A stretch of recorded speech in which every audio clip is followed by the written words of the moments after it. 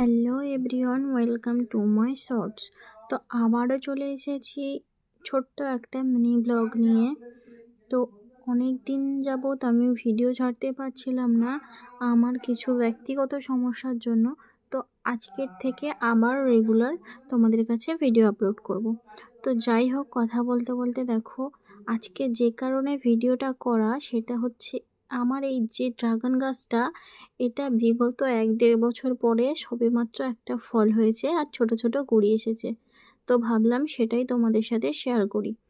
তো প্রথমে গাছ থেকে ফলটা তুলে এনে কেটে দেখলাম যে পিঙ্ক না সাদা, তো তারপরে দেখলাম পিঙ্কই। আর হ্যাঁ, আমি ইউটিউবে একটা ভিডিওতে দেখেছিলাম ড্রাগন ফল এরকমভাবে কাটতে। তো ফার্স্ট টাইম যেহেতু গাছের ফল, তো আমি ভাবলাম এরকমভাবে একটু ট্রাইই করি। আজকের ভিডিওটা এই পর্যন্ত। তোমাদের কেমন লাগলো কমেন্টে জানিও। ভালো লাগলে like, comment, share and subscribe. Tata.